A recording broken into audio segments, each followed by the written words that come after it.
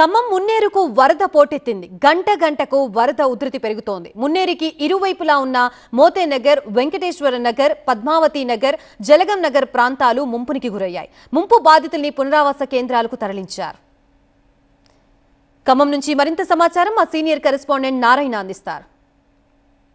ముంతా తుఫాను ఎఫెక్ట్తో ఖమ్మం జిల్లాలో భారీ వర్షాలు కురిసే ఈ నేపథ్యంలోనే పలు రిజర్వాయర్లకు భారీగా వరద వచ్చి చేరుతుంది. సామర్థ్యాన్ని మించి ప్రవహిస్తున్నటువంటి నేపథ్యంలో జనజీవనం పూర్తిగా స్తంభించింది. నిన్న ఈరోజు దాదాపుగా మనం ఒకసారి ఖమ్మం మున్నేరు వద్ద చూస్తున్నాం.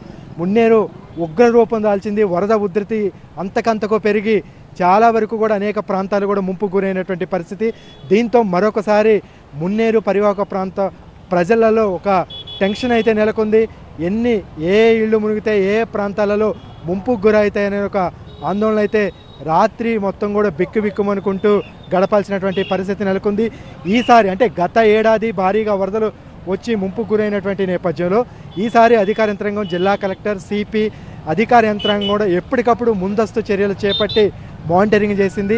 అంటే ఎన్ని అడుగులు వస్తే ఎంత మేరకు ఎఫెక్ట్ అవుతుందని ముందుగానే గుర్తించి వారందరినీ కూడా పునరావాస కేంద్రాలకు తరలించడం జరిగింది. అయితే అసలు మున్నేరు ఉగ్రరూపం చూడొచ్చు. అంటే ఎగువ ప్రాంతాలలో ముఖ్యంగా ఉమ్మడి వరంగల్ జిల్లాలో ఉన్నటువంటి మహబాద్ జిల్లాలో కురుస్తున్నటువంటి భారీ వర్షాలకు అనేక చెరువులు, వాగులు కూడా పొంగిపొర్లి ఈ మున్నేరులో కలుస్తుంటుంది ఎగువ ప్రాంతంలో. అందుకనే ఈ స్థాయిలో వరద వస్తుందనే అధికారులు చెప్తున్నారు. ఇంకా వరద పెరిగే అవకాశం ఉంది. అయితే ఈరోజు కూడా భారీ వర్షం కురిస్తే ఇంకా వరద ఉధృతి పెరిగే సూచనలు కనిపిస్తున్నాయి. ఆ మేరకు అధికార యంత్రాంగం అయితే ఎప్పటికప్పుడు అలర్ట్ చేసినటువంటి పరిస్థితి అయితే నెలకొంది. చాలా వేగంగా గంటకు నిన్న మధ్యాహ్నం వరకు చాలా సాధారణ స్థితిలో ఉన్నటువంటి మున్నేరు ఆ తర్వాత చాలా వేగంగా పెరుగుతూ వచ్చింది. ఆ ఫ్లో కూడా మనం చూడొచ్చు.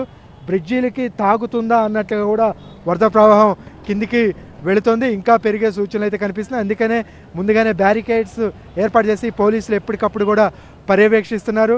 ఇటువైపు జలాశయాల వద్దకు ఎవరిని కూడా రానికుండా ఎప్పటికప్పుడు కూడా పూర్తిగా అప్రమత్తంగా వస్తున్నారు. పూర్తిగా వరద తగ్గే వరకు అధికారులు సూచనలు పాటించి లోతట్టు ప్రాంత ప్రజలు, ముంపు ప్రాంత ప్రజలు ముఖ్యంగా పునరావాస కేంద్రాల్లోనే ఉండాలని అధికారులు సూచిస్తున్నారు. కెమెరామెన్ అప్పారాతో నారాయణ, టీవీ 9 ఖమ్మం.